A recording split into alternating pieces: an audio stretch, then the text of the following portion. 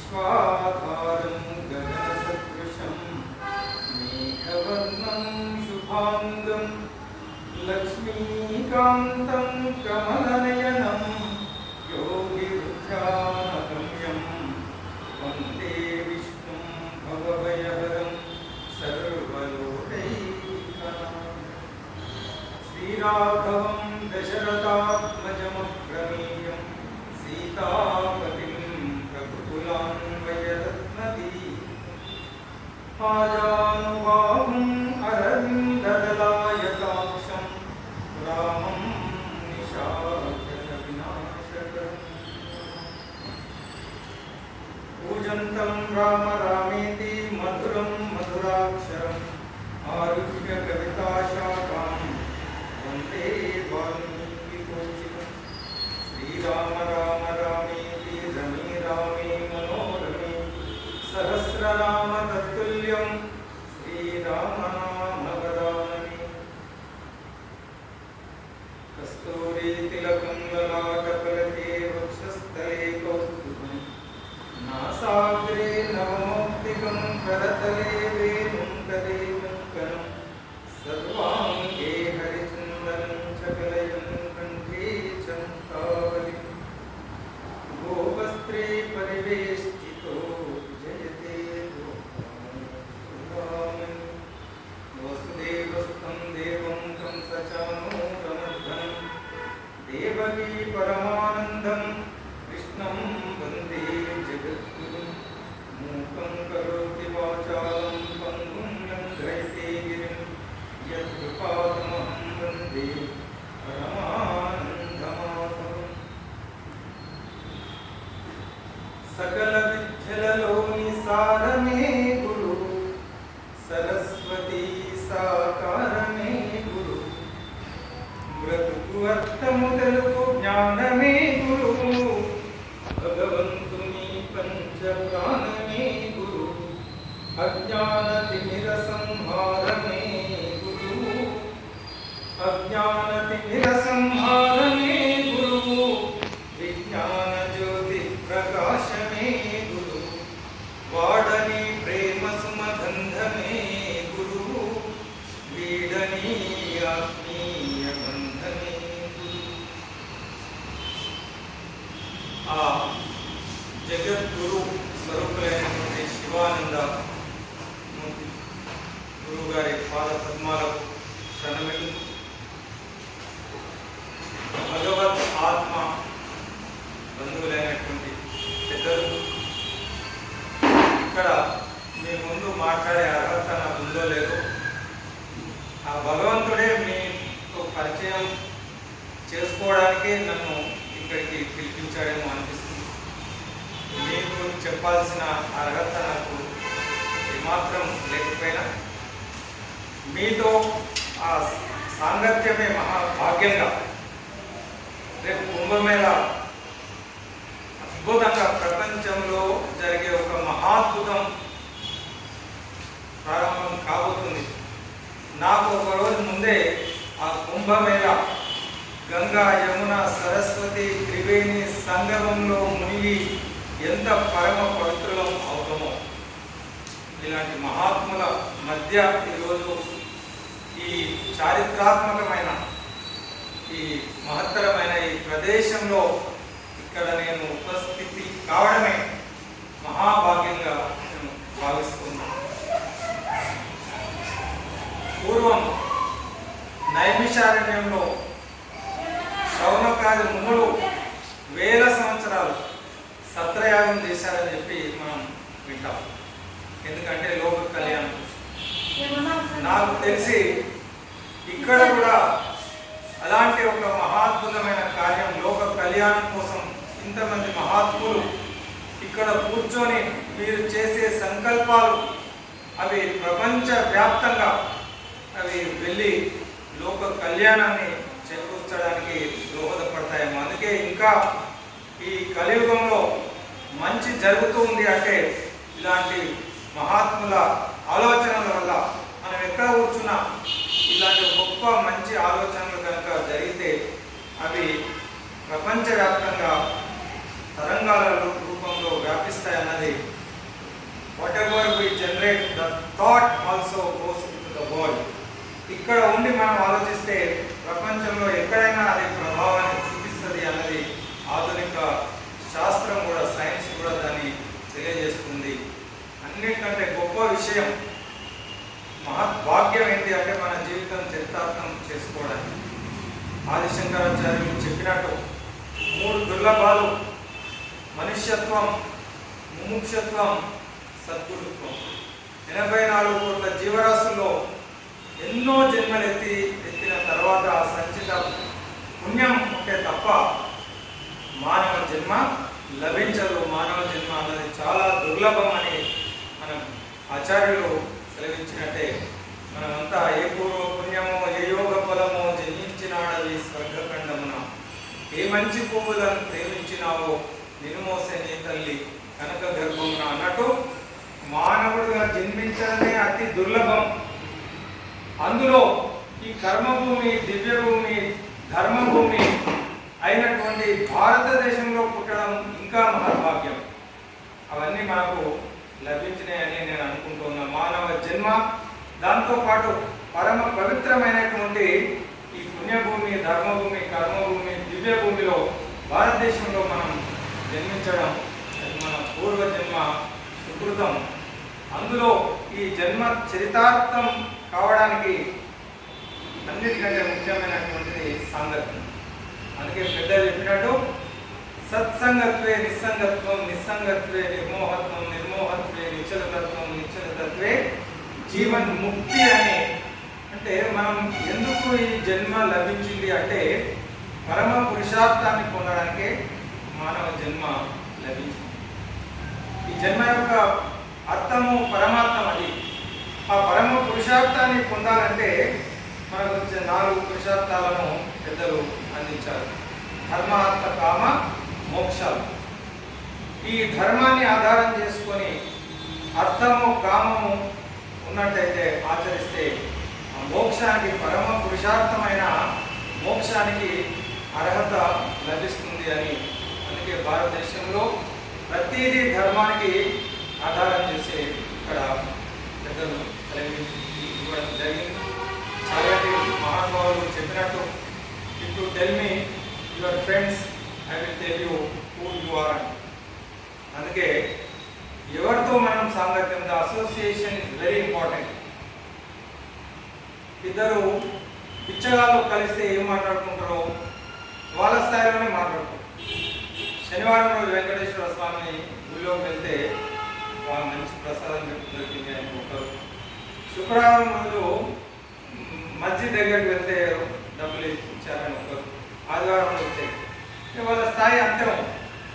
అంబానీ, అదానీ కలిస్తే ఏం మాట్లాడుకుంటారంటే వాళ్ళు ఈ ఆధ్యాత్మిక వాళ్ళు వ్యాపారస్తులు కాబట్టి సింగపూర్లో ఎయిర్పోర్ట్ కన్స్ట్రక్షన్ చేస్తున్నాను ఒకరంటే, మలేషియాలో ఒక బిగ్ మాల్ కడుతున్నా అని చెప్పి ఒకరు.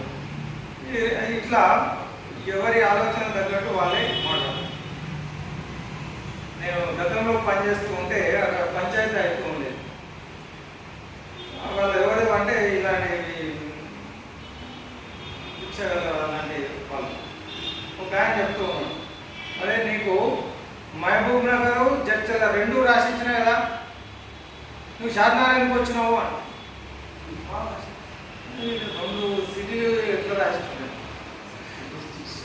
అక్కడనే నీకు 2 ఇచ్చిన పిల్లలు ఇచ్చి 2 జిల్లాలు రాసిచ్చినా కదా, మళ్ళీ నువ్వు రావద్దు అని. అసలు విషయం ఏంటంటే ఆడుకోవడానికి కూడా వాళ్ళు పరిధి పెట్టుకుంటారు.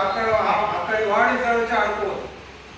అక్కడికే నీవు ఆ స్టేషన్ దిగి అక్కడి నుంచి నువ్వు జడ్చల నుంచి వెనక్కి వెళ్ళిపోయి ట్రైన్లో ఆడుకోవాలి. పిల్లలు ఇచ్చి వాడు రాసిస్తున్నారు. తర్వాత ఇక్కడ వాళ్ళ స్థాయిలో కూడా ఇలాంటి భావాలు వాళ్ళు మాట్లాడుకుంటే ఎట్లా ఉంటుంది? ఇద్దరు ఆధ్యాత్మికవేత్తలు మాట్లాడుకుంటే ఎట్లా ఉంటుందంటే, ఇట్లా ఇంత బిజీ షెడ్యూల్లో ఈ వయసులో కూడా మంచి ఆలోచనల కోసం అంత దూరం నుంచి ఇక్కడికి ప్రతి శనివారం రావడం, మంచి ఆలోచనలు పంచుకోవడం, వ్యక్తిగతంగా మనం ఆలోచించే దానికంటే సామూహికంగా చేసే ప్రతి పనికి శక్తి, మహత్వం అనేది ఎక్కువ.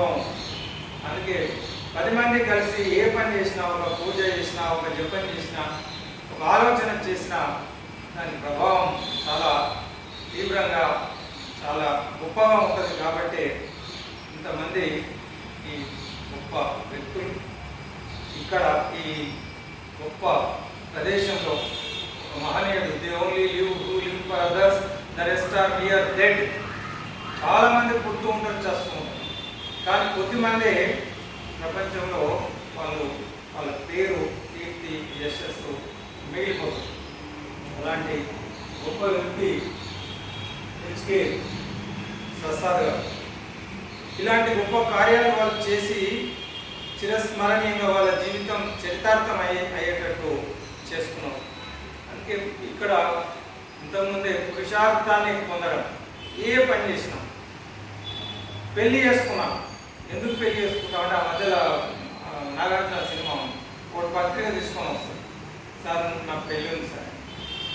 నాగార్జున ఎందుకు రాదు, అదేంటి సార్ విచిత్రంగా అడుగుతున్నారు, పెళ్లి చేసుకుంటే ఎందుకు అని అడుగుతున్నారు ఏం సార్, వచ్చి ఆశీర్వదించాలంటే కరెక్టే, నువ్వు ఎందుకు పెళ్లి చేసుకుంటావు, అందరు చేసుకుంటారు కదా, నేను అందరి సంగతి తెచ్చిపెట్టుకోవు, నీవు పెళ్ళి ఎందుకు చేసుకుంటున్నావు, వంటకు ఇబ్బంది అవుతుంది సార్, చాలా వంటకి ఇబ్బంది అయితే పెళ్లి చేసుకోవడం ఎందుకు బాబు, వంట మనిషిని పెట్టుకోరాదు సార్, కనకండి సార్ మరీ ఇబ్బంది పెడుతున్నారు, అందరు చేసుకుంటున్నాను, నేను ఎందుకు జీవిస్తున్నామో, ఎందుకు ఏం పని చేస్తున్నామో మన పెద్దలు మనకు సెలవు ఇచ్చింది. పెళ్లి చేసుకోవడం కూడా ధర్మాన్ని ఆచరించడానికే. అందుకే పురోహితులు ప్రమాణం చేపిస్తారు పంచభూతాల సాక్షిగా, ధర్మేచ అర్థేచ కామేచ మోక్షేచ నాతి చరితవ్యం లేవు నాతి చరామి అని 3 సార్లు పంచభూతాలు అగ్నిహోత్రం సాక్షిగా ప్రమాణం చేస్తారు. దాని అర్థం తెలియకపోతే శాస్త్రానికి తప్పు కాదు. అంటే ధర్మాన్ని ఆచరించడంలో ఈమె నీకు సహధర్మచారిణిగా ఉంటుంది, ఈమెను అతిక్రమించి నువ్వు వెళ్ళొద్దు నాయన బాబు అని చెప్పి ప్రమాణం. అంటే ఈ దేశంలో ప్రతిదీ ధర్మమే.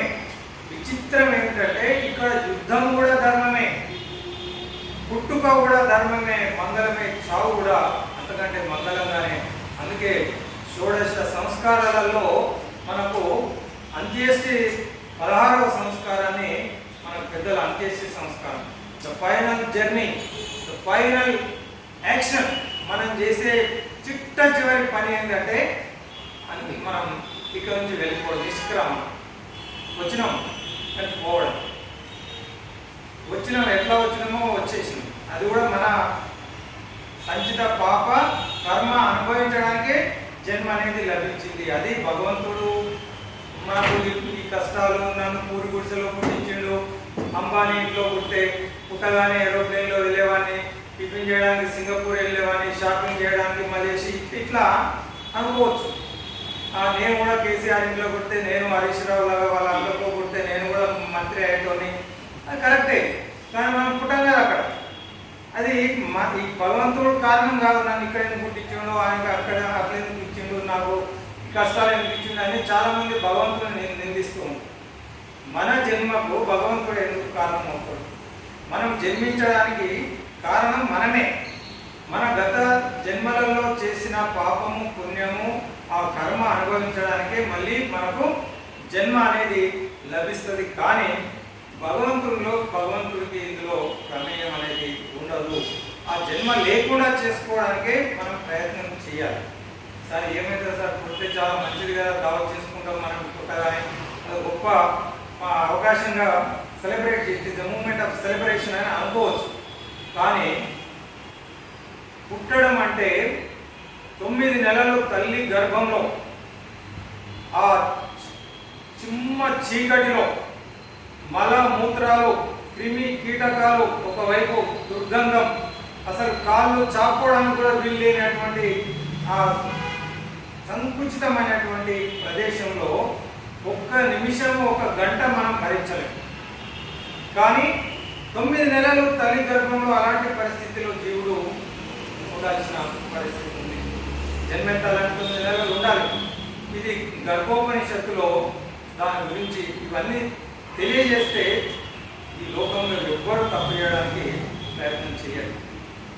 ఎంత భయంకరం మళ్ళీ పుట్టడం అన్నది తెలిస్తే జాగ్రత్త, చాలా వరకు జాగ్రత్త పడే అవకాశం ఉంది. అందుకే అన్నిటికంటే భయంకరమైన శిక్ష మళ్ళీ జన్మించడం. అందుకే పెద్దలు ముక్తి, మోక్షము, సాల్వేషన్, సెల్ఫ్ రియలైజేషన్, ఆత్మ సాక్షాత్కారం చేసుకోవాలని ఎందుకు పరితపించారు? గౌతమ పుత్రుడు మహారాజు, అన్నీ ఉన్నాయి, అష్టైశ్వర్యాలు, రాజభోగాలు, అధికారం అన్నీ ఉన్న మధ్యరాత్రి అన్ని వదిలిపెట్టి ఎందుకు వెళ్ళిపోయాడు? ప్రహ్లాదుడు, హిరణ్యకశ్యపుడు, లోకాలకు అధిపతి, అన్నీ ఉండి, అధికారం ఉండి, అన్నీ ఉన్నప్పటికీ కొడుకును చదువుకోమని ఎందుకు పంపించాడు? చదువని వాడు అగ్నుండవు, చదివితే సద సత్ వివేక చతురత కలుగును. చదువంగా వలె జనులకు చదివించద ఆర్యుల వద్ద చదువును తండ్రి అని మహాచక్రవర్తి కొడుకును చెప్తూ ఉన్నాడు. అయ్యా ఎందుకు చదువుకోవాలి? ఇప్పుడు పిల్లలు అడగండి, ఎందుకు చదువుకుంటున్నాం అంటే, అదే సార్ చదువుకుంటే ఉద్యోగం వస్తుంది. ఓకే, ఉద్యోగం ఎందుకురా అంటే, ఉద్యోగం వస్తే డబ్బులు వస్తాయి, డబ్బులు వస్తే మంచి పెళ్లి చేసుకుంటాం, ఆ తర్వాత ఇల్లు కట్టుకుంటాం, కారు, ఇలా కోరికలు అన్నట్టు ఈ విధంగా ఈరోజు ప్రయారిటీస్ అనేవి మారిపోయినాయి. కానీ నిజంగా ఎందుకు చదువుకోవాలంటే ఇది సెకండరీ కావచ్చు, జ్ఞానం కోసం చదవాలన్న ఆలోచన ఈరోజు మారిపోయింది. పుట్టక ముందే తల్లిదండ్రులు కూడా వీడు ఐఐటి, డాక్టర్, వీడు ఇంజనీరు అని మన ఆలోచనలు మనకి అయ్యా ఒక మంచి వ్యక్తిగా తయారు కావాలి అని చెప్పి కోరుకోవడం. ఎందుకంటే ఆలోచనలు అన్నిటికీ మారిపోతున్నాయి. అందుకే పెద్దలు చదువు గురించి కూడా మనకు ఏం చెప్పారంటే, ఏంటి చదువు? అసతోమ సద్గమయ, తమసోమ జ్యోతిర్గమయ, మృత్యోర్మ అమృతంగమయ. This is the definition of education given by our ముని ఋషిస్. ఏంటి చదువు? అసత్యం నుంచి సత్యానికి తీసుకెళ్లేది చదువు. Which leads us from asatya untruth to truth. Gandhi గారి జీవితం సత్యం కోసమే ఆయన నా జీవిత ప్రయోగం చేసింది, మై ఎక్స్పెరిమెంట్ విత్ ట్రూత్ అని. సో చదువు అంటే అసత్యాన్ని వదిలిపెట్టి సత్యం వైపు నడిపించేదే చదువు. అజ్ఞాన అంధకారాన్ని తొలగించి విజ్ఞానం అనే వెలుతురు ప్రకాశాన్ని ఇచ్చేది చదువు. మృత్యువును తప్పించి అమృతత్వాన్ని ప్రసాదించేది చదువు. చదువు రానివాడు చనిపోతాడు, చదువుకున్నవాడు చనిపోడు అని శాస్త్రం చెప్తూ ఉంది. మనం అందరి 99 సంవత్సరాల ముసలి వ్యక్తిని అడిగినా ఇంకా బతకాలని కోరుతుంది. ఎవ్వరు ఇంకా చాలు పోవాలని ఎవరు కోరుకు, ఉండాలని కోరుకుంటారు. అది సహజం, ఎందుకంటే అది మన సహజ లక్షణం. ఉండడం అన్నది మన సహజ లక్షణం. శరీరం కాదు, మనం ఆత్మ. కాబట్టి ఆత్మ లక్షణం ఏంటంటే, ఆత్మ అది నిత్యము, సత్యము, అది ఎప్పటికీ ఉండేది. కాబట్టి ఆ లక్షణమే మనకు తెలుసో తెలియకో ప్రతి వ్యక్తి ఉండాలని శాశ్వతంగా ఉండాలని కోరుకోవడంలో ఆ భగవత్ యొక్క తత్వం ఉంది. భగవంతుని తత్వం కూడా అదే. ప్రతి ఒక్కరు తెలిసి తెలియకపోయినా ప్రతి ఒక్కరు కోరుకునేది ఆ సంతోషము, సుఖము, ఆనందం, ఆరోగ్యం. ఎందుకయ్యా అంటే అదే మన సహజమైన, that is our natural status, natural స్థితి. కాబట్టి ప్రతి ఒక్కరూ సుఖాన్ని, సంతోషాన్ని, ఆనందాన్ని అపేక్షిస్తారు. అదే మన నిజ స్వరూపం. కానీ ఆనందము ఎక్కడుందో మనకు తెలియక ఒక్కొక్కరు ఒక్కొక్క విధంగా సంతోషాన్ని వెతకడం. We are all running after happiness. We want happiness, but we don't know how to be happy. That's why all human beings are running after happiness in the world. ప్రపంచంలో వెతుకుతూ ఉన్నాం. అంటే ఒక దగ్గర పోగొట్టుకొని ఒక దగ్గర వెతుకుతూ ఉన్నాం. ఇప్పుడు హాస్పిటల్కి పోయి కటింగ్ చేయమని అంటే చేయరు. ఎక్కడ పోయి ఏం వెతకాలో మనం చూసుకోవాలి. అట్లా మెడికల్ షాప్కి వెళ్ళి కూరగాయలు అడిగితే అసహ్యంగా ఉంటుంది. మనకు కావాల్సింది ఏంటి, అది ఎక్కడ వెతకాలో తెలియక ప్రపంచం వైపు పరిగెత్తుతుంది ఈ మనుషులంతా ఈరోజు. అంటే ప్రపంచంలో ఈ సంతోషం, సుఖము, ఆనందం ఉంది అని ఈ ప్రపంచం వైపు పరిగెత్తినంత వరకు మనకు నిజమైన సంతోషం, సుఖము, ఆనందము లేదు. ఉన్నట్టయితే నాకు ఎడ్యుకేషన్లో if I get gold medal in my degree I will be happy అనుకోవచ్చు. టెంపరీగా సంతోషాన్ని ఇస్తుంది. ఆ తర్వాత నీకు దుఃఖం, బాధ కలగొద్దు. నాకు ఉద్యోగం వస్తే సంతోషం, ఉద్యోగం వచ్చింది, ఉద్యోగం వచ్చిన వాళ్ళంతా హ్యాపీగా ఉన్నారు అంటే ఎవరు? ఒక ఆయన చెప్పాడు, పెళ్లి చేసుకుంటే చాలా సంతోషం. జీవితం అంటే అసలు దానికోసమే మనం జన్మించాం. అది పెళ్లి చేసుకున్న వాళ్ళు అంతా హ్యాపీగా ఉన్నారా? ఇక వాళ్ళకి దుఃఖము, బాధ కనిపించదు. ఒక ఆయన అయితే చాలా జోక్గా, ఆడవాళ్ళకైతే మంగళసూత్రం ఉంటుంది, పెళ్ళి అయితే అవి గాజులు ఇవి చూసి గుర్తుపట్టవచ్చు, మెట్టలు. మరి మగవాళ్ళని ఎట్లా గుర్తించాలి అని అంటే ఏం లేదు, దీన దుఃఖ పీడితులాగా ఎవరి ముఖాలైతే వాడిపోతాయో వాడికి అయిపోయినట్టే. ఇంకా దానికి పెద్ద సాక్ష్యాలు ఏం అవసరం లేదు. అంటే మిత్రులారా, ఇట్లా చిన్నపిల్లలను చూడండి, ప్రతి ఒక్కరు ముద్దొస్తారు. వాడు ఎట్లా ఉన్నా సరే బీద ధనిక అనే తేడా లేకుండా ప్రతి ఒక్కరిలో చిన్నపిల్లలు అందరికి ముద్దొస్తారు. ముట్టుకోవాలనిపిస్తుంది, ఎత్తుకోవాలనిపిస్తుంది. ఎందుకంటే ఈర్ష, అసూయ, రాగ, ద్వేషాలు లేనటువంటి నిష్కల్మషమైనటువంటి హృదయం వాళ్ళకు ఉంటుంది కాబట్టి అందరికీ నచ్చుతారు. అదే వ్యక్తి పెద్దగైన తర్వాత ఎందుకు అసహించుకుంటున్నారు అంటే మరి ఏది చేంజ్ అయింది, ఇంకా పెద్దగా అయిపోయారు, ఇంకా అందంగా తయారైన, మంచి బట్టలు వేసుకుంటూ ఉన్నారు, ఇంకా మంచిగా అందరికీ నచ్చాలి, మెచ్చుకోవాలి కదా. ఎందుకు మెచ్చుకోవడం లేదు? తన కుటుంబంలోనే అసహించుకుంటున్నారు, భార్యాభర్తలు కలిసి జీవించలేకపోతున్నారు, తల్లిదండ్రులు పిల్లలు ఒకరిని ఒకరు అసహించుకుంటూ ఉన్నారు, అనర్థాలు జరుగుతున్నాయి. ఎందుకు ఇట్లా జరుగుతుంది? కొంతమంది మహాత్ములు, అంటే రామాయణంలో బాలకాండ అని ఉంది. పెద్దలు ఏం చెప్తారంటే ఈ బాలకాండలో బాల అనేది ఎవరు కనిపించారు బాలలు. దీనికి బాలకాండ అని ఎందుకు పేరు వచ్చింది అంటే బాలలు అంటే డెఫినేషన్ ఏంటి అంటే ఈర్ష, అసూయ, రాగ, ద్వేషాలు లేనటువంటి నిష్కల్మషమైనటువంటి మనస్సు ఎవరికి ఉంటుందో వాళ్ళే బాలలు. వాళ్ళందరికీ నచ్చుతారు, అందరూ వాళ్ళని మెచ్చుకుంటారు. కాబట్టి పెద్దలైన తర్వాత కూడా అలాంటి మనస్తత్వం ఎవరికైతే ఉంటుందో వారందరికీ నచ్చుతారు. ఎట్లా అయితే మన మునులు, ఋషులు, గొప్ప గొప్ప మనకు సన్యాసులు ఈరోజు ఆ దివ్యమైన తేజస్సుతో ఎలాగైతే లక్షలాది మంది భక్తులను ఆకర్షిస్తూ ఉన్నారో, ఎందుకంటే వాళ్ళు పెద్దగైన తర్వాత ఇలాంటి కుట్రలు, కుతంత్రాలు, ఇలాంటి మోసం, దగ వీటికి దూరంగా ఆ చిన్న పిల్లలు child like mentality, child like curiosity, the seeking mentality ఎవరికైతే ఉంటుందో వాళ్ళు నిజంగా పసిపిల్లల మనస్తత్వం ఉన్న ప్రతి ఒక్కరూ అందరికీ నచ్చుతారు. అదే ఆనందానికి మూలం. దాన్ని దూరం చేసుకోవడం వల్లనే ఈరోజు మనకు ఈ అశాంతి, అనారోగ్యము, ఈ ఆనందానికి దూరం అవడానికి ప్రధాన కారణం. అందుకే ఆనందంగా ఉండాలంటే అంతర్ముఖంగా ఆలోచించాలి, అప్పుడే ఆనందం. ప్రపంచాన్ని వదిలిపెట్టి పరమాత్మను మనం పట్టుకుంటే ఇది ఆనందానికి దారి తీస్తుంది. మిత్రులారా, ఇదే మనం సాధించవలసింది ఏంటంటే అనాయాస మరణం వినా దైన్యేన జీవనం.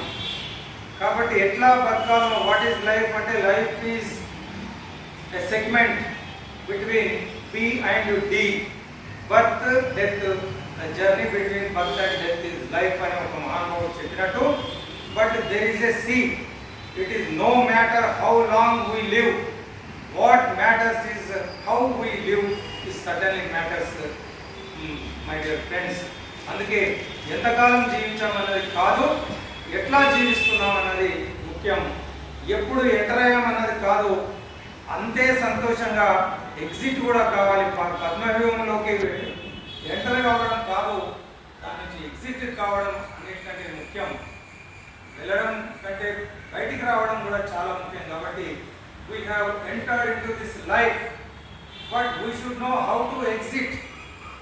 ఎలా ఇక్కడ నుంచి నిష్క్రమించాలి, మళ్ళీ జన్మ లేకుండా మనం ఏ విధంగా కర్మ ఫలాలను మనం మొత్తం అనుభవించి జీవన్ముక్తిని సాధించాలో అది ఆలోచించడానికి ఇక్కడ భారతీయ జీవన విధానం మొత్తం శాస్త్రీయమే.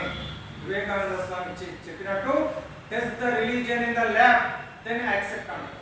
ఇక్కడ ప్రతి రోజు ఉత్సవమే, ప్రతి రోజు ఒక పరమ పవిత్రమే మన భారతదేశంలో.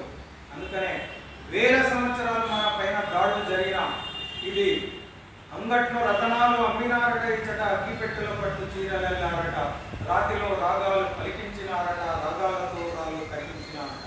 శాంతి నివాసం సకల కళా నిలయం సర్వ వేద వేదాంత జ్ఞానతత్వం సకల శుభకర శ్రీకర మందారం శ్రీకాంత శ్రీమంత హేమంతం. ఇది మానవ సుందర స్వర్ణ భారతం, ఇది మానవ సుందర స్వర్ణ భారతం, ఇది మానవ సుందర స్వర్ణ భారతం. ఈ సువర్ణ భారతాన్ని దోచుకోవడానికి యవనులు, యూదులు, తురుష్కులు, మహమ్మదీయులు, ఫ్రెంచివారు, డచ్చివారు ఎంతో మంది దాడులు చేసి దొరికినట్టు దోచుకొని పోయి కొంతమంది జాతి జీవన స్రవంతిలో కలిసి అపురూపమైన మన సంస్కృతి సంప్రదాయాలను మంట కలపడానికి ప్రయత్నం చేసిన ప్రపంచంలో చాలా దేశాలను పూర్తిగా మార్చేసి వాళ్ళ ఆచారాలు, మతము మొత్తం మారిపోయాయి. చాలా వరకు అన్ని దేశాలు, కేవలం ఒక భారతదేశాన్ని మాత్రం ఎవరు మార్చలేకపోయారు, విశ్వ ప్రయత్నం చేసిన. ఎందుకు అంటే అది ఈ దేశంలో ఉన్న మన సనాతన ధర్మము, మన సంస్కృతి, దాని గొప్పతనం.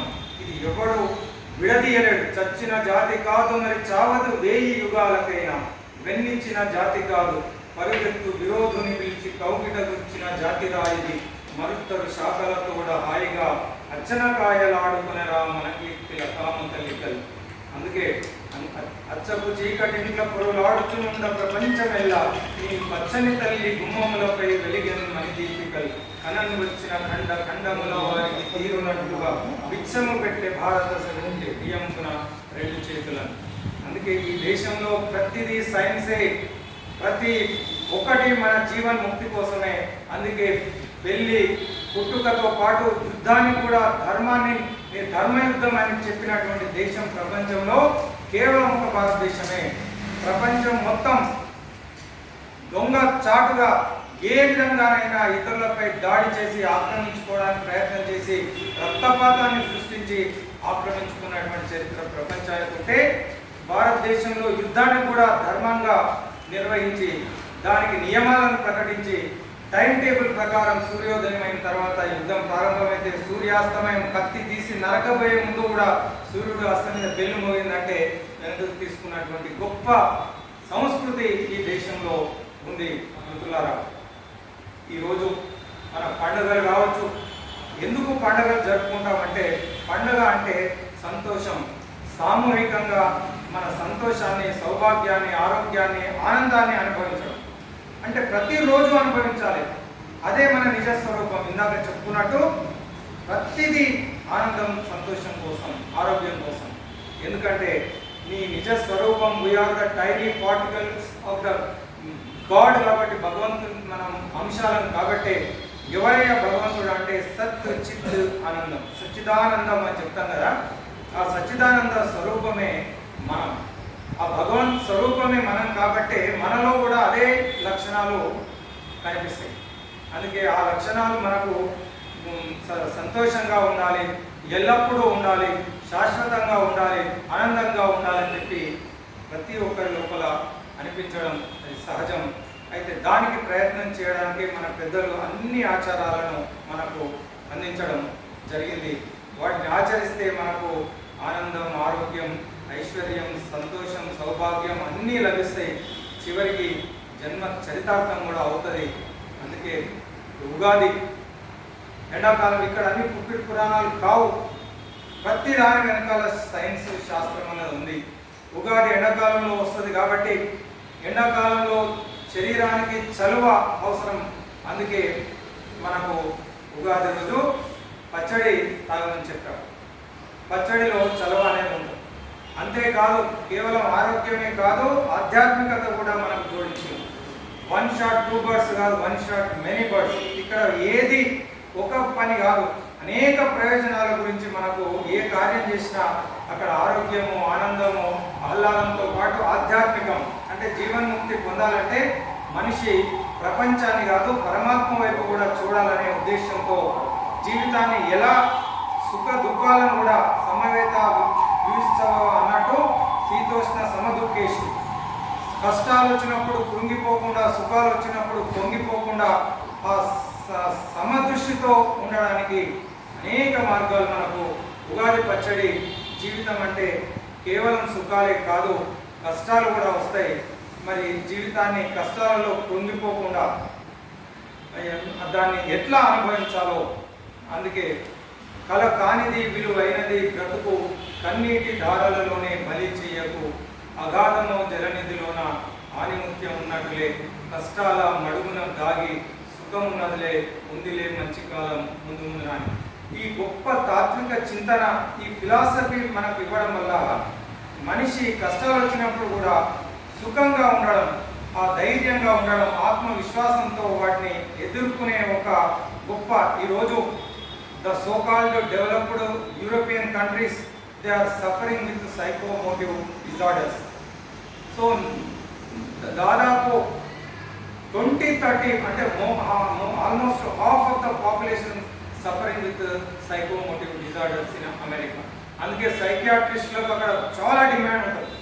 భారతదేశంలో పేదరికంలో ఉన్నప్పటికీ ఎందుకు ఒక బిచ్చగాడు కూడా ఎందుకు సంతోషంగా ఉంటాడు అంటే ఈ ఆధ్యాత్మిక చింతన ద్వారా మన పండుగలు, మన ఆచారాలు ఇవన్నీ మనకు దాన్ని నేర్పిస్తాయి. ఉగాదిలో ఆరోగ్యంతో పాటు జీవితం యొక్క గొప్ప సత్యం, life is not bed of roses, so it is a combination of good and bad అనే ఒక గొప్ప సత్యం. చేదు కూడా మనం తిని, తీపి, చేదు, ఒగరు అన్నీ కలిస్తేనే పచ్చడి. జీవితంలో కూడా అన్నీ ఉంటాయి కాబట్టి అది ముందే దానికి సిద్ధంగా ఉండు అనే గొప్ప సందేశం ఉగాదిలో ఉంటే. మరి ఇప్పుడు సంక్రాంతి చలికాలంలో వస్తుంది. చలిని తట్టుకోవడానికి భోగి మంటలు, దీపాలు వెలిగించడం, భోగి మంటలు వేసుకోవడం, అది ఫిజికల్ కంఫర్ట్ గురించి. అదేవిధంగా పేడతో అలకడం, ముగ్గులు వేసుకోవడం అంటే ఈ వైరల్ డిసీజెస్ను తట్టుకునే విధంగా మనకు ఆ బ్యాక్టీరియా అన్నది, వైరస్ అన్నది ఇంటి లోపలికి రాకుండా ఈ ముగ్గు, పసుపు, కుంకుమ, ఇళ్ళ యోగిలను అలంకరించడం అన్నది ఆచారంగా మనం పెద్దలు మనకు నిర్ణయించినటువంటి గొప్ప సైన్స్ అందులో ఉంది. గొబ్బెమ్మలు, ధాన్యాలు పెట్టుకోవడం. ఎందుకంటే ఈ సంక్రాంతి అన్నది సంతోషం, సౌభాగ్యం, సంబరం, ఆనందం, ఐశ్వర్యం. ఇది రైతు పండగ. ఇక్కడ దేశంలో అందరూ రైతులే కాబట్టి రైతే రాజు. దేశానికి ఎవడు రాజు అంటే రైతు. రాజు అంటే ఎవరు అంటే పరాన్న జీవి కాదు, పారాసైట్ కాదు, ఎవరి మీద ఆధారపడని ఇండివిజువల్గా బతికే వ్యక్తిని రాజు అంటారు. ఒకరి పైన ఆధారపడితే వాడు డిపెండెంట్ అవుతాడు, వాడు అస్వతంత్రుడు అవుతాడు. కాబట్టి ఫ్రీడమ్, ఇండిపెండెన్స్ ఎవరికి ఉంటుంది అంటే రాజుకే ఉంటుంది. అందుకే ఎవరు రాజు అంటే రైతు. ఎవ్వరి మీద ఆధారపడే వ్యక్తి కాదు, ఆయన మీదనే అందరూ ఆధారపడేవాళ్ళు. ఆయన పండించిన పంటే అన్నదానం చేసేవాడు, అందరినీ పోషించడానికి మూల బిందువు రైతే. ఈ సమాజాన్ని, ప్రకృతిని కూడా కాపాడేవాడు. పశు సంపద ఉండేది, గో సంపద ఉండేది, పంటలు పుష్కలంగా పండేవి. అందరూ రైతును ఆశ్రయించి సుఖంగా ఉండేవాళ్ళు. రైతు పంట చేతికొచ్చి సంతోషంగా ఉన్న కాలంలో ఆ సంతోషాన్ని 10 మందితో పంచుకునే అద్భుతమైనటువంటి, వచ్చిన వాళ్ళకు దాన ధర్మాలు చేసేవాళ్ళు, బాలసంతులు. ఎంతో సంక్రాంతి పండుగ అంటే గంగిరెద్దులు, బాలసంతులు, పాటలు పాడేవాళ్ళు, అడుక్కునే వాళ్ళు, అందరికీ సంతోషంగా రైతు దాన ధర్మాలు చేసేవాడు. ఇలాంటి ఆ celebration, it is the moment of celebration for our farmer. ఆ విధంగా పశువులను కూడా గౌరవించే గొప్ప సంస్కృతి. ఆ పంట పండడానికి కేవలం నేనే కాదు, దాన్ని నాకు సహకరించిన గోవును మాతలాగా పూజించడం. ఆ పశువులు, నాగలి ఏదైతే కట్టి వాటితో సేద్యం చేస్తామో వాటిని చక్కగా అలంకరించి గంటలు కట్టి వాటికి కూడా గొప్పగా వాటిని కూడా చిన్నప్పుడు నాకు కూడా తెలుసు, మీరు కూడా చూసే ఉంటారు. అంటే అంత గొప్ప సంస్కృతి మనది. కేవలం మనమే కాదు, మనతో పాటు పశు పక్షాదులను కూడా సంతోషంగా పెట్టే గొప్ప సంస్కృతి ఈ సంక్రాంతి పండుగ. 3 రోజులు మనం గొప్పగా జరుపుకునే గొప్ప పండుగ. ఇక నిన్ననే మహాద్భుతమైనటువంటి ఏకాదశి. ఈరోజు చదువు మనం ఎడ్యుకేషన్ సిస్టంలో ప్రతి క్లాస్లో ప్రతి నెల ఒక యూనిట్ టెస్ట్ పెడతాం. సంవత్సరంలో యాన్యువల్ ఎగ్జామ్. సార్, ఒక యాన్యువల్ ఎగ్జామ్ ఒకటే సరిపోతుంది కదా, ప్రతి నెల ఎందుకు ఇంతమంది ఇబ్బంది పెట్టడం పిల్లల్ని? యూనిట్ టెస్ట్ ఎందుకు పెట్టాలంటే ఈ యూనిట్ టెస్ట్ల వల్ల వాడు ప్రాక్టీస్ జరుగుతుంది. పరీక్ష జరగబోయే ఫైనల్ ఎగ్జామ్, ఇప్పుడు ప్రపంచ కప్ జరుగుతుంది అంటే 1-2 నెలల ముందు తీవ్రమైనటువంటి ప్రాక్టీస్ చేయాలి, నెట్ ప్రాక్టీస్ చేయాలి, లేకపోతే రంజీ ట్రోఫీలు ఆడాలి. ఎందుకు ఇవన్నీ? ఫైనల్ ఎప్పుడైతే యాక్చువల్ కాంపిటీషన్ మొదలవుతుందో దానికి సిద్ధం కావాలంటే మనం ప్రాక్టీస్ చేయాల్సిన అవసరం. ఏ పనైనా సరే సక్సెస్ మంత్ర అంటే TPP, plan, prepare, perform. There should be a perfect plan. There should be a thorough practice. Automatically wonderful performance. ఇది ప్రతి విషయానికి వర్తించినట్టే మనం జీవితానికి కూడా ఉండాలి కదా. లాస్ట్ ఫైనల్ పోయి యుద్ధం చేయమంటే నా తుపాకీ లేదు, కత్తి లేదు, ఆవు చూసుకొని వస్తానని పోయి చూసే టైం ఉండదు. ఫైనల్ జర్నీ ఎప్పుడైతే మొదలవుతుందో టైం అనేది ఉండదు. కాబట్టి ప్రిపేర్ కావాలి. ఎట్లయితే ఒక సంవత్సరం మామూలు ఒక తరగతి పాస్ అయ్యే విద్యార్థికి ఎట్లయితే నెల పరీక్షలు పెట్టి యాన్యువల్ ఎగ్జామ్స్ రాపిస్తున్నామో, 100 సంవత్సరాల మన జీవితం ఫైనల్ జర్నీ హ్యాపీగా విజయవంతంగా పూర్తి చేయాలంటే ప్రతి నెల ప్రాక్టీస్ చేయమని చెప్పి మన పెద్దలు చెప్పారు. అదే ఏకాదశి. ఏకాదశి కనీసం ప్రతిరోజు ఉండొచ్చు మహాత్ములు, కానీ ఒక ఏకాదశి రోజైనా నువ్వు నియమ నిబద్ధతతో సత్య దీక్షలో, ఏకాదశి దీక్షలో ఉపవాసం అంటే కేవలం ఆహారాన్ని మానడమే కాదు. అంటే దగ్గర కాబట్టి, వాసము అంటే నివసించడం. ఎవరికి దగ్గరగా నివసించాలంటే భగవంతునికి దగ్గరగా, భగవత్ చింతన, భగవత్ ఆలోచనలతో దగ్గరగా ఉండడం. ఈర్ష, అసూయ, రాగ ద్వేషాలను వదిలిపెట్టడం. ప్రహ్లాదుడు అంటాడు, అరే నేను 3 లోకాలను జయించిన దిక్పాలకులు గదగద వణుకుతాడు, నేను చూస్తే సూర్యుడే వేగాలలోకి వెళ్ళిపోతాడు. ఎవడి అండ చూసుకొని నువ్వు విరవీగుతున్నావు, భయపడడం లేదురా అంటే, నాన్న నువ్వు 3 లోకాలు జయించినావు, కానీ నీ అంతర్గత శత్రువులను నువ్వు జయించలేకపోయావు. ఈ అర్షడ్ వర్గాలు కామ, క్రోధ, లోభ, మోహ, మద, మాత్సర్యాలు, ఈర్ష, అసూయ, రాగ ద్వేషాలు ఏవైతే ఉన్నాయో వీటిని నువ్వు జయించలేకపోయినావు, వాటికి బానిస అయిపోయినావు నాన్న నువ్వు. అందుకే ఈరోజు ఈ విధంగా ప్రవర్తిస్తున్నావు. అందుకే ఈ అరిషడ్ వర్గాలను జయించడం. భగవంతుడు సృష్టి చేసిండు. ఎట్లా చేసిండు సృష్టి అంటే పంచభూతాలతో సృష్టి జరిగింది. ఎక్కడ చూసినా పంచభూతాలే కనిపిస్తాయి. ఏ వస్తువులో చూసినా భూమి, ఆకాశము, అగ్ని, నీరు మనకున్న ఇవే కనిపిస్తాయి. చివరికి అన్నిట్లలో మనం కూడా చివరికి పంచభూతాలలోనే కలిసిపోతాం. కాబట్టి పంచభూతాలతో ఏర్పడ్డ ప్రకృతి జ్ఞానాన్ని మనం పొందడానికి భగవంతుడు మనకు 5 రిసీవర్లు ఇచ్చాడు. అగ్నిని ఎట్లా, అగ్ని అన్నది ఒక భూతం. అగ్నిని మనం దాని ద్వారా జ్ఞానాన్ని పొందడానికి కళ్ళు ఇచ్చాడు. కంటితో చూసి ఆ ప్రకృతిలో ఉన్న అందాన్ని, ఆ స్వరూపాలు ఏవైతే ఉన్నాయో ఫిగర్స్ను, ఆ పిక్చర్స్ని మనం లోపలికి తీసుకోవడం ద్వారా కొంత జ్ఞానాన్ని పొందుతాం. చెవులు ఇచ్చిండు, శబ్దం. ఆకాశానికి శబ్దం ఉంది. ఆకాశ తత్వాన్ని అర్థం చేసుకోవడానికి చెవులు ఇచ్చిండు. అందుకే నీటికి రసం, దానికి టేస్ట్ ఉంది కాబట్టి దాన్ని మనం ప్రకృతిలో ఉన్న టేస్ట్ ద్వారా జ్ఞానాన్ని పొందడానికి నాలుక ఇచ్చిండు. అదేవిధంగా గాలికి స్పర్శ ఉంది కాబట్టి స్పర్శ జ్ఞానం ద్వారా మనం లోపలికి జ్ఞానాన్ని పొందడానికి చర్మాన్ని ఇచ్చాడు. వీటి ద్వారా నువ్వు జ్ఞానాన్ని లోపలికి తీసుకోమని చెప్పి భగవంతుడు మన గొప్ప సాధనాలను ఒక రిసీవర్స్ మనకిచ్చి ఈ జన్మ మనకిచ్చి నువ్వు జ్ఞానాన్ని పొంది జీవితాన్ని చరితార్థం చేసుకోమని అంటే వీటి ద్వారా నువ్వు జీవితాన్ని చరితార్థం చేసుకోవచ్చు. వీటి ద్వారానే మొత్తం జీవితాన్ని సర్వనాశనం కూడా చేసుకోవడానికి ఇవే దోహదపడతాయి అని కపిల మహర్షి దేవహూతి అర్ధమ ప్రజాపతి భార్యకు కపిలముని జన్మిస్తాడు కాబట్టి వాళ్లకు ఈయన తల్లికి చెప్తాడు కపిల గీతం, అమ్మ ఈ జ్ఞానేంద్రియాలు ఏవైతే ఉన్నాయో మనిషి జ్ఞానాన్ని పొందడానికి ఇచ్చిన జ్ఞానేంద్రియాలు, ఈ జ్ఞానేంద్రియాల వల్లే మనిషి పతనమవుతూ ఉన్నాడు. ఎట్లా పతనమవుతూ ఉన్నాడు అంటే కన్ను మనిషిని ఎట్లా పతనం చేస్తుంది, కనిపించిందల్లా నాకే కావాలని రావణాసురుని లాగా అందంగా ఏది కనిపిస్తే అది కావాలని కోరుకోవడం రావణాసురుని ఒక బలహీనత. అందుకే మినుగుడు పురుగులు చూసినావు కదా, దీపం పురుగులు అంటాము, అది మంట పెట్టినప్పుడు ఆ అగ్నిహోత్రాన్ని చూసి ఎంత అందంగా ఉంది అని చెప్పి ఆ మంటను చూసి ఆకర్షించబడి దగ్గరగా వచ్చి అందులో పడి చనిపోయి చూసిన లైట్ వేస్తే వర్షాకాలంలో వస్తాయి అంటే మంటకు ఆకర్షించబడతాయి, అందానికి బానిసలైపోతాయి.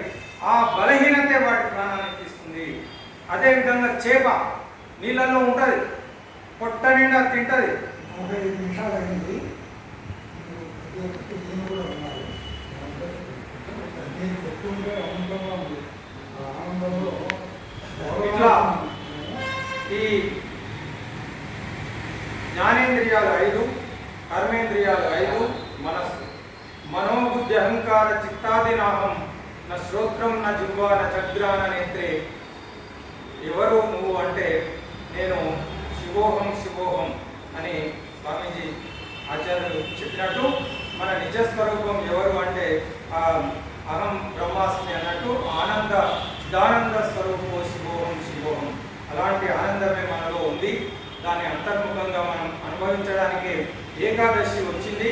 ఏకాదశి అంటే 11, 5 జ్ఞానేంద్రియాలు, 5 కర్మేంద్రియాలు, మనస్సును నియంత్రించడము, వాటిని అంతర్ముఖం చేసుకొని భగవత్ చింతనలో ప్రతి నెల ఒకరోజు గడిపితే, ఈ విధంగా గడిపితే జీవితం చరితార్థంలో ప్రాణం ఉత్కృష్టమైన సమయంలో, ప్రాణాన్ని విడిచిపెట్టే సమయంలో కూడా హాయిగా బ్రహ్మరంధ్రం ద్వారా ఆ ప్రాణం ఎవరికైతే వెళ్ళిపోతుందో వాడు శాశ్వతమైన మోక్షాన్ని పొందుతాడు, భగవంతునిలో ఐక్యమైపోతాడు అన్న గొప్ప సందేశం ఏకాదశిలో ఉంది.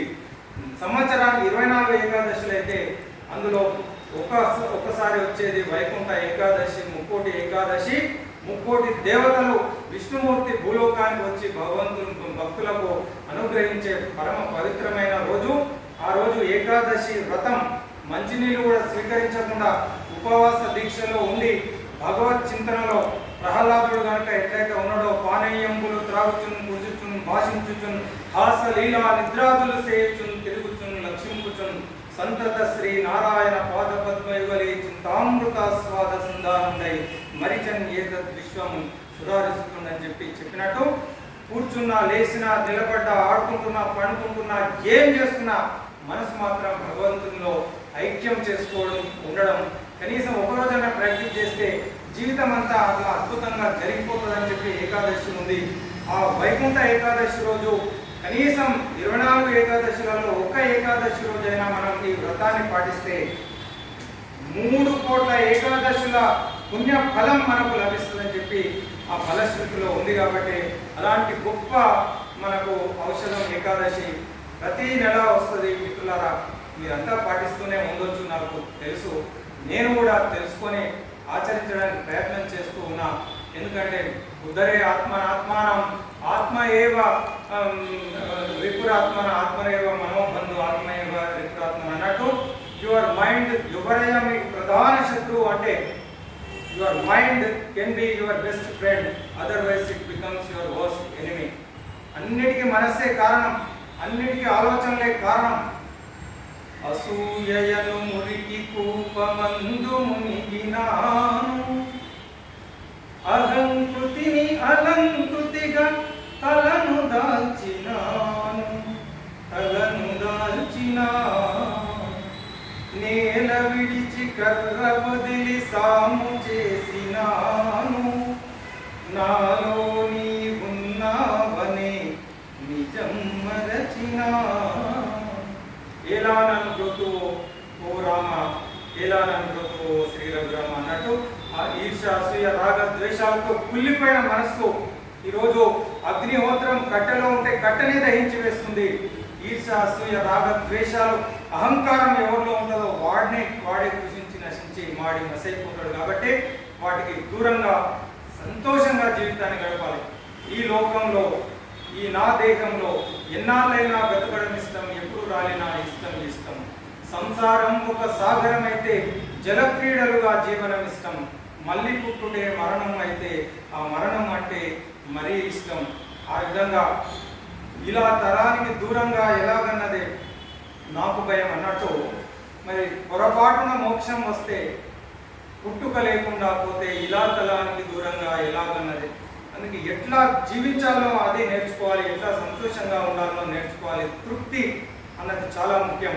భాగవతంలో మనకు బలిచక్రవర్తి ఘట్టంలో పోతన గారు చెప్తారు, వ్యాప్తించందక భగవక ప్రాప్తం బగులేశమైన 10,000 తృప్తించందని మనుజుడు సప్తద్వీపంబులనైన చక్కన్బడుని.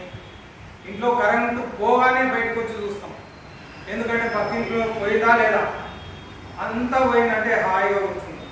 అంతా కరెంటు మన ఇంట్లోనే కరెంటు పోతే ఇంకా లేని తీవ్రమైన బాధ వస్తుంది. ఎవడరా దేశాన్ని పరిపాలించేది ఏమైనా. ఎందుకు ఇది జరుగుతుందంటే కంపారిజన్. ఉన్న దాంట్లో తృప్తి. భగవంతుడు చెప్పు, ఒకడు 2 విషయాల్లో మనిషి ఒప్పుకోడాడు. నీకు బుద్ధి లేదురా అంటే కోపం వస్తుంది, బుద్ధి లేదంటే మనిషి ఒప్పుకోడు, డబ్బు ఉంది అంటే మనిషి ఒప్పుకోడు. నీకంటే కోటీశ్వరుడు మీకు హాయిగా ఉన్నాడు, నా దగ్గర ఏముంటారంట అంటే అది ఉందంటే ఒప్పుకోడు, ఈ ఒకటేమో లేదంటే ఒప్పుకోడు. ఇది మనసులో ఉన్నది. ఉన్న దాంట్లో తృప్తిగా జీవించడమే గొప్ప లక్షణం. అందరిలో ఆ భగవంతుని చూడడం. నేనెవరని నన్ను నేను ప్రశ్న వేసుకున్నాను, నీవే నేననే తీయని నిజం తెలుసుకున్నాను. పరిమళాల పదును నేను పద్మము నీవైతే, అలికిడి గల అలను నేను అమృతి నీవైతే.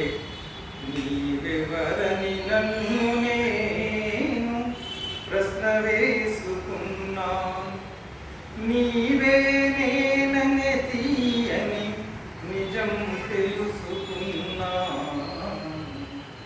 నువ్వు నేను ఒకటే అనే ఏకాత్మక భావన మనలో ఉంటే అద్భుతాలు జరుగుతాయి మిత్రులారా. అదే ఆ మనసులో ఉంచుకొని అందరిలో ఆ పరమాత్మను దర్శించే అద్వైత భావాన్ని మనలో ఉంచుకుంటే అందుకంటే గొప్ప విషయం ఏం లేదు. ఈరోజు నాకు ఈ అవకాశం ఇచ్చి మీ ముందు ఒక టీచర్ ముందు ఒక స్టూడెంట్ పరీక్ష రాసినట్టు ఇంత మహాత్ములు ఉన్నారు, మీకు తెలియని విషయాలు కాదు. నేను ఒక గురువుగారి దగ్గర శిష్యుడు పరీక్ష రాసినట్టుగా భావిస్తూ, గురువుల గురించి చాలామంది గురువులే ఉన్నారని చెప్పాను. పరిపాలించే ప్రభువే అయినా, పరిశ్రమించే పనివాడైనా, ఫలాన్ని దున్నే రైతే అయినా, ఫలాన్ని బట్టే కవిగారైనా, కార్మికుడైనా, కర్షకుడైనా, వర్తకుడైనా, వైద్యుడైనా, కలెక్టర్ అయినా, కండక్టర్ అయినా, యాక్టర్ అయినా, డాక్టర్ అయినా, ఎవరైనా వారేమైనా, ఏమైనా వారెవరైనా పుట్టుకొచ్చేది బడిలోనేరా, పురుడు పోసేది గురువేనురా. అందుకే తనువునిచ్చేవాడు తల్లిదండ్రులైతే బ్రతుకునిచ్చేవాడు భగవంతుడవును, కానీ బ్రతుకు నేర్పేవాడు గడిపంతులేరా. నగురోరధికం తత్వం నగురోరధికం తపః గురోపరతరం నాస్తి తస్మై శ్రీ గురవే నమః. మనకు ఆ జగద్గురువులు మార్గదర్శనం చేసిన మహానుభావులందరికీ నమస్కారం చేస్తూ, నారాయణ సమారంభం వ్యాస శంకర మధ్యమాం అస్మదాచార్య పర్యంతం వందే గురు పరంపరం. గురుస్వరూపులైన మీ అందరికీ మరొకసారి నా హృదయపూర్వక ప్రణామాలు సమర్పించుకుంటూ నమస్కారం.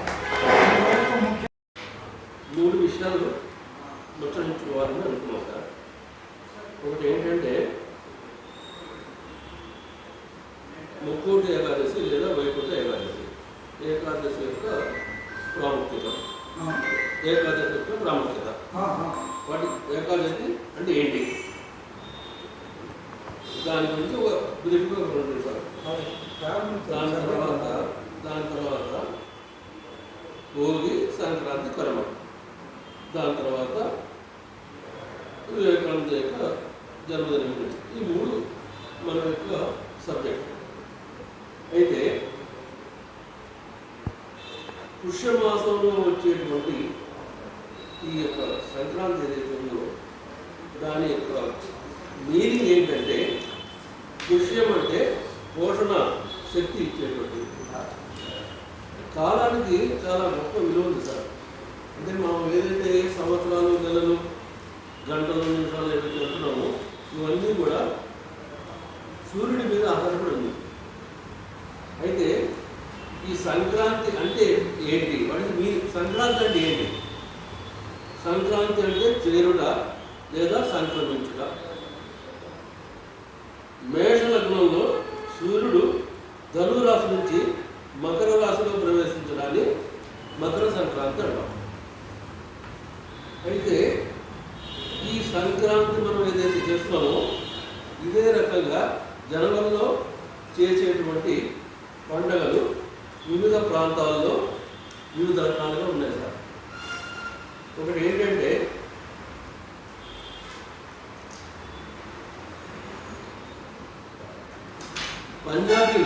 పంజాబ్లో దాన్ని లోహిడి అంటారు. ఇదే ప్రాంతంలో ఇదే టైంలో పంజాబీలు దాన్ని లోహిడి అంటారు. బెంగాలీలు దాన్ని తిలప్రా అంటారు. మహారాష్ట్రలో దాన్ని తిల సంక్రాంతి అంటారు. తమిళలో దాన్ని పొంగల్ అంటారు. ఉత్తరప్రదేశ్లో దాన్ని మొక్కల పండుగ అంటారు. కొన్ని ప్రాంతాల్లో పెద్దల పండుగ అంటారు. సేమ్ జనవరి మాసంలో వచ్చేటువంటి ఈ పండుగని వివిధ ప్రాంతాల్లో ఈ రకంగా పిలవడం జరుగుతుంది. అయితే ఇందాక సార్ చెప్పినట్టు ప్రతి నెలలో 2 ఏకాదశులు వస్తాయి. మొత్తం ఏడాది మొత్తంలో 24 ఏకాదశులు ఉంటాయి. ప్లస్ అధిక మాసం ఉంటే ఇంకొక 2 ఏకాదశులు ఉంటాయి. అంటే మొత్తం 26 ఏకాదశులు ఉంటాయి. ఈ 26 ఏకాదశులలో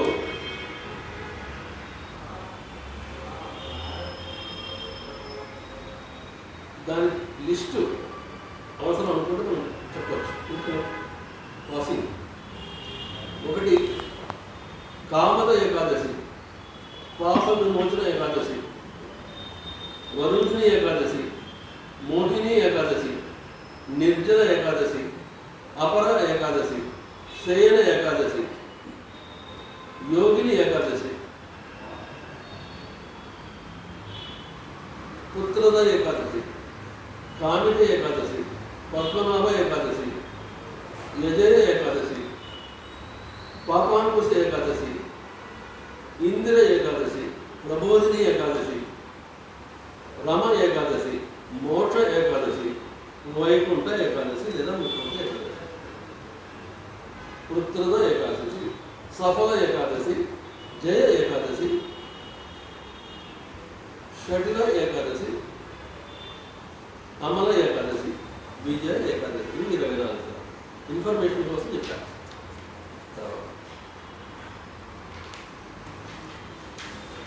ఈ సంక్రాంతికి ఉన్నటువంటి ప్రాముఖ్యత దగ్గర 3 విషయాలు ముచ్చరించుకోవాలి.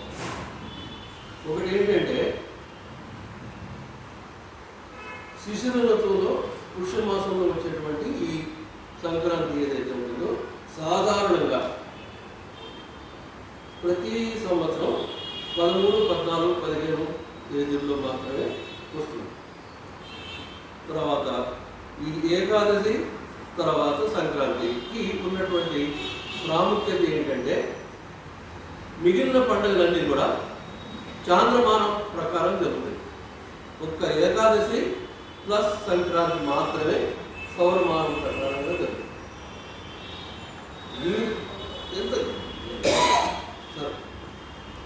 సూర్యుడు ఒక రాశి నుంచి మరొక రాశిలోకి ప్రవేశించే సమయాన్ని సంక్రాంతిగా చెప్పబడుతుంది. సార్ టైం ఆపేది లేదు, ఇవాళ ఆపేది లేదండి. అందరూ ఈ సమయం చాలా ఉంది సార్. కష్టపడి మీరు రాసుకొస్తే ప్రతిదీ విశేషం. అసలు పుష్యమాసం అంటే పోషించే మాసం, పంటలు వస్తాయని ఎంతమంది చెప్పారు. ఎందుకంటే సూర్యుడు ఇచ్చేటువంటి వెలుగు వలన పంటలు పండుతాయి సార్. పంటలు పండటం వలన జీవరాశులకి ఆహారం దొరుకుతుంది, దానివల్ల పోషణ జరుగుతుంది. అయితే దీనికి చాలా చాలా విషయాలు మన రవీంద్ర గారు యాక్సెప్ట్ చేస్తారు. ఈ సమయంలో అంటే ఆ సమయంలో అంటే సంక్రాంతి సమయంలో ఏం చేయాలి సార్? స్నానం, దానం, దేవతార్చన అంటే తపస్సు, శ్రాద్ధం, తలవని, హోమం మొదలైనవి ఆచరించవలసి వస్తుంది. 3 విషయాలు ఉన్నాయి సార్. అయ్యో బాగా వెంటనే వివిధ రాసులు అంటే ఇవన్నీ చాలా ఇంపార్టెంట్. వివిధ రాసుల్లో సూర్యుని ప్రవేశాన్ని అనుసరించి సంక్రాంతి రకాలు 3. 3 రకాలైనటువంటి సంక్రాంతులు ఉన్నాయి సార్. విద్యగా వృషభ, సింహ, వృశ్చిక, కుంభ రాసులు స్థిర రాసులు. వీటిలో సూర్యుడు ప్రవేశించిన అవి విష్ణు పద సంక్రాంతులు. ఫస్ట్ మేష, కర్కాటక, తుల, మకర రాసులు విష పద, అది విష్ణు. ఇది విషు పద సంక్రాంతి, అది విష్ణు, ఇది విషు. నాకు తెలిసే సంక్రాంతి. సెకండ్. థర్డ్ మిథున, కన్య, ధనుస్సు, మీన రాసులు వృషభ రాసులు. వీటిలో సూర్యుడు ప్రవేశించిన అవి షడశీతి సంక్రాంతి. 3 విధముల సంక్రాంతుల్లో మరల చాలాసార్లు ఎక్కడ డిస్కస్ అయింది సార్. దెబ్బలాడమ్మ 3 విధముల సంక్రాంతుల్లో మరల, కర్కాటక, మకరములు ఆయన సంజ్ఞకములు. సూర్యుడు కర్కాటక రాశి ఎందు ఉండిన అది దక్షిణాయనం, సూర్యుడు మకర రాశి ఎందు ఉండిన ఉత్తరాయణం.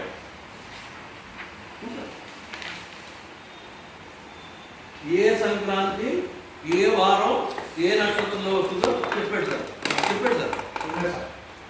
అన్నారా? సంక్రాంతి జరిగిన వారం అనుసరించి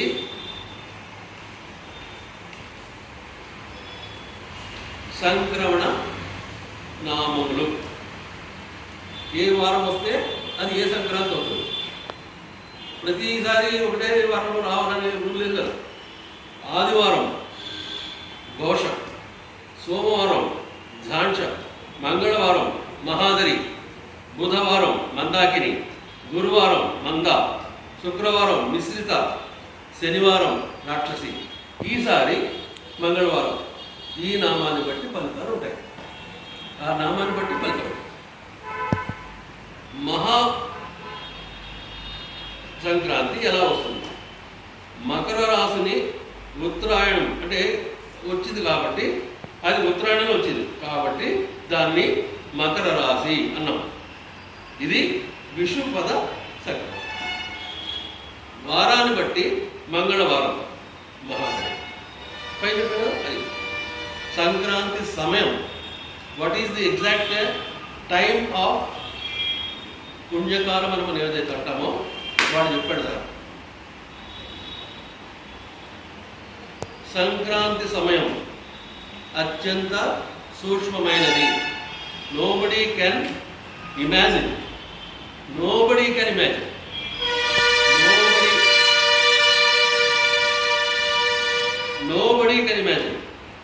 సంక్రాంతి సమయం అత్యంత సూక్ష్మమైనది. సామాన్య దృష్టితో సమయం తెలుసుకోవడం అసాధ్యం, అసంభవం. దండబద్ధంగా చెప్తున్నా సార్. కేవలం యోగ దృష్టితో మాత్రమే ఆ సమయం తెలుసుకోవడం కుదురుతుంది. కాబట్టి చెప్పాడు మళ్ళా. కాబట్టి మహర్షులు, మునులు సంక్రాంతి ముందు వెనుకలుగా 30 గడియలు బిఫోర్ అండ్ ఆఫ్టర్ సంక్రాంతి తెలుసుకోవడం. సంక్రాంతి పుణ్యకాలం ఎందుకు చేయాలి? స్నానం చేయడానికి తెలుసుకోవడానికి కుదురుతుంది. కాబట్టి మహర్షులు సంక్రాంతి ముందు వెనుకలుగా 30 గడియలు సామాన్య పుణ్య సమయం అని తెలియజేశారు. ఇంకా ఉంది, మకర కర్కాటక సంక్రమణకు ముందు చెప్పిన 30 గడియల సమయం తీసుకోరాదు. సో మకర సంక్రమణకు తర్వాత 20 గడియలు ఉత్తరాయణ ప్రారంభం. ఒక గడి అంటే 24 నిమిషాలు. క్యాల్కులేట్ చేసుకో, మొత్తం చెప్తున్నాం సార్. సర్వ సంక్రాంతి పుణ్యకాలము. మేష సంక్రమణము ముందు 15 గడియలు, తర్వాత 15 గడియలు. అంటే 12 సంక్రాంతి చెప్తున్నా, ఇప్పుడు వచ్చేస్తున్నాయి. వృషభ సంక్రమణం ముందు 16 గడియలు, మిథున సంక్రమణం ముందు తర్వాత 16 గడియలు, కర్కాటక సంక్రమణం ముందు 30 గడియలు, సింహ సంక్రమణం ముందు 16 గడియలు, కన్యా సంక్రమణం తర్వాత 16 గడియలు, తులా ఇవన్నీ వీళ్ళు పాటిస్తారండి. ఒక మకర సంక్రమణ గురించి చెప్పండి. కర్కాటక ఉత్తరాయణ పుణ్యకాలం చెప్తున్నాను.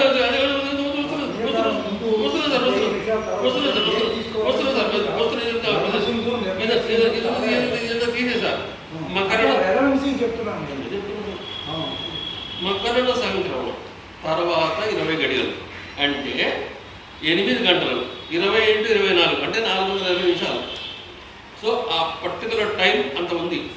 కాబట్టి సంక్రాంతి పగటి కాలంలో జరిగితే పైన చెప్పబడిన పుణ్యకాలం వర్తిస్తుంది. అలా కాదనుకోండి, రాత్రి జరిగితే పట్టించుకుంటారు. సంక్రాంతి రాత్రి జరిగితే తర్వాత రోజు పుణ్యకాలం అవుతుంది. మకర సంక్రమణం సూర్యాస్తమం తర్వాత జరిగితే 3 గడియల తర్వాత జరిగితే ముందు రోజు పుణ్యమైనది. ఇది ఆయన సంక్రాంతి ప్రత్యేకం. ఏం సార్ అసలు విషయం. అయితే సంక్రాంతి నాడు ఏం చేస్తారు? సంక్రాంతి నాడు ఏం చేస్తారు? చాలాసార్లు చాలా సందర్భాల్లో చాలాసార్లు చెప్పా. కొంతమందికి కోపం రావచ్చు, రాకపోయినా కూడా పర్వాలేదు. కానీ సంక్రాంతి నాడు ఏం చేస్తారు గురువుగారు? ఎవరైనా సరే, మీరైనా నేనైనా ఇంటే చెప్పలేకపోతే ఎవరిబడి. ఒకవేళ మేష సంక్రమణం జరిగిందనుకోండి, ఏం దానం చేయాలి? మేషదానం చేయాలి. వృషభ సంక్రమణం గోదానం చేయాలి. మిథున సంక్రమణం వస్త్ర అన్నదానం చేయాలి. కర్కాటక సంక్రమణం ఘృత అంటే దేను దానం చేయాలి. మకరం అన్నారు కదా, మీరు చేసేది. మకర సంక్రమణం ఓన్లీ మకర సంక్రమణం కట్టెలు అన్నదానం చేయాలి. మిగిలిన ఒకటి ఇచ్చాడు, తీసేసాం. ఇప్పుడు లాస్ట్ వచ్చేసి సార్ అయితే ఇప్పుడు సంక్రాంతి ఏ సమయంలో వస్తుంది, ఏది దానం చేయాలో చెప్తాను. ఇప్పుడు అదే అసలు అసలు ప్రాబ్లం అంతా ఇదే సార్. ఇప్పుడు సంక్రాంతి నాడు మనం ఏం చేయాలో తెలియకుండా ఏదో మాట్లాడితే ఎట్లా సార్? సంక్రాంతికి ఆయువు పట్టు ఏంటి అంటే రుణ విముక్తి మార్గం. మనిషికి సార్ గురుగారు మీ ముందు మేము చెప్తే ఎట్లా? దేవ, పితృ, మనుష్య, ఋషి, భూత రుణాలు తీర్చుకోవాలి. ఏం చేస్తారు? దేవరుణం ఇంద్ర, వరుణ, వాయుదేవతల సహాయంతో సూర్యుడు భూమిపై వర్షము కురిపించును. సంక్రాంతి నాటికి పంటలు పండి ధాన్యము రైతు చేతికి అందుతాయి. దానికి కృతజ్ఞతగా, థ్యాంక్ఫుల్గా ఫోన్ చేస్తే బిల్లు కట్టాలి కదా, ఎలక్షన్ కాబట్టి బిల్లు కట్టాలి కదా, మరి దేవుడికి థ్యాంక్స్ చెప్పాలి కదా. ఏం తెలుసా? దానికి కృతజ్ఞతగా పండుగ నాడు తలంటి స్నానం చేసి సూర్య భగవానికి కొత్త బియ్యంతో పొంగలి పొలగం చేయవలను. ఇది దేవరుణం. మీరు ఏదైనా పర్పస్ అడగచ్చు, సూర్యునికి నివేదన చేస్తారు, ప్రసాదం అర్పిస్తారు. పితృరుణం ఇది చాలా గొప్ప సార్. సంక్రాంతి నాడు సంక్రమణప్పుడు పితృతర్పణాలు, పిండోదకాలు శ్రాద్ధ కర్మలు ఆచరించుట చేత పితృ రుణం తీరుతుంది. ఒకవేళ పితృ రుణం తీరుతుంది. శనికి ప్రీతికరమైన నువ్వులు వాడతారు. సంక్రాంతి నాడు నువ్వులతో అరిసెలు చేస్తారు, అద్దుతారు. నువ్వులు ఇస్తే కొంతమంది తీసుకోరు, శని. నువ్వులు ఎవడు ఇవ్వకపోతే మనమే నువ్వుల నూనెతో స్నానం చేస్తాం, నువ్వులు తింటారు బెల్లంతో కలిపి. ఇది సంక్రాంతి నాడు ఎవరైనా ఇస్తే తీసుకోరు. కాబట్టి ఏం చేస్తారంటే పంచదార బిళ్ళలు లాంటి దానిలో ఆ నువ్వులు పెట్టిస్తారు కలవకుండా. కానీ ఇచ్చినా ఇవ్వకపోయినా తీసుకున్నా తీసుకోకపోయినా మనం తినడం చాలా గొప్పది బెల్లంతో కలిపి. ఏం సార్? తర్వాత దూత రుణం. పంచభూతాలు లేకుండా ఏ పని కాదు.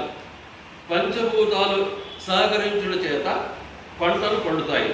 వాటికి కృతజ్ఞతగా పండిన పొలాల్లో పొంగలి మెడ్రాస్లో చేస్తారు, అందుకని పొంగల్ అంటారు దాన్ని. మెతుకులు పసుపు జల్లుతారు.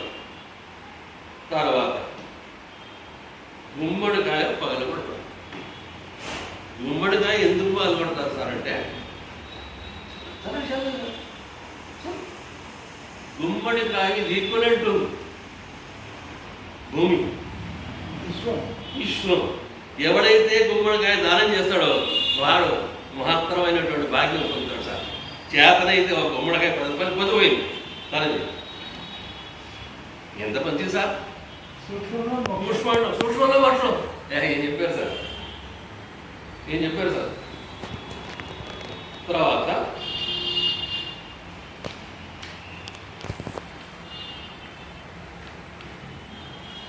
పాడి పశువులకు శుభ్రపరిచి క్లీన్ చేసి కొత్త దుస్తులతో అలంకరించి వాటికి పొంగళ్ళు తినిపిస్తారు.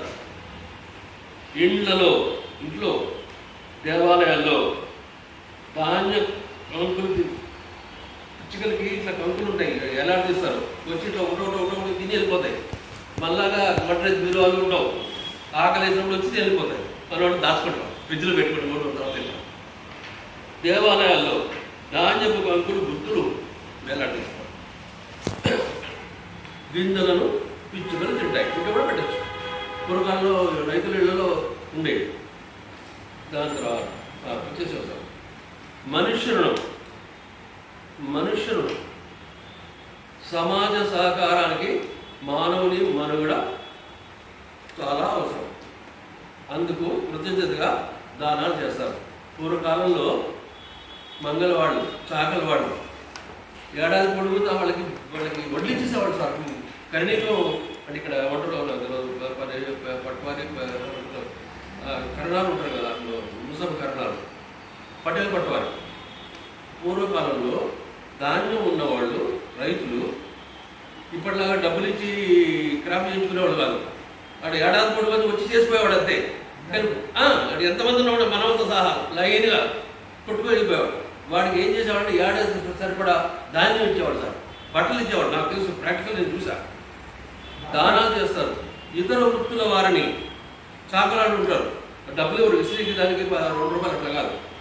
ఇతర వృత్తుల వారికి దుస్తులు, ధాన్యం ఇస్తారు. ఇది మనుష్య రుణం. ఋషి రుణం. ఋషి రుణం ఎలా తీసుకున్నాం సార్? ఇప్పుడు ఋషులు లేదు ఉంటే మనకు దొరకరు, వాళ్ళు పట్టుకోవడం కష్టం. ఏం చేయాలి? నేను గురుగారు సంక్రాంతి నాడు పురాణ పఠనం, వ్యాసుల వారిని స్మరిస్తాం, ప్రసంగాలు చేస్తాం, పుస్తకాలు వితరణ చేస్తాం. ఈ రకమైనటువంటి పంచ రుణాలు తీర్చుకోవడం అనేది జరుగుతుంది. కాబట్టి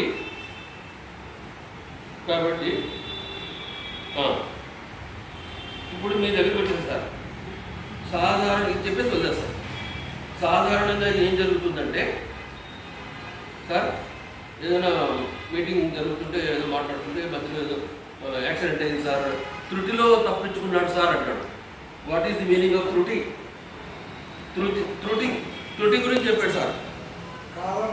కాలంలో 1/1 lakh, కాలంలో 1/10 lakhs, కాలంలో 1/1 crore.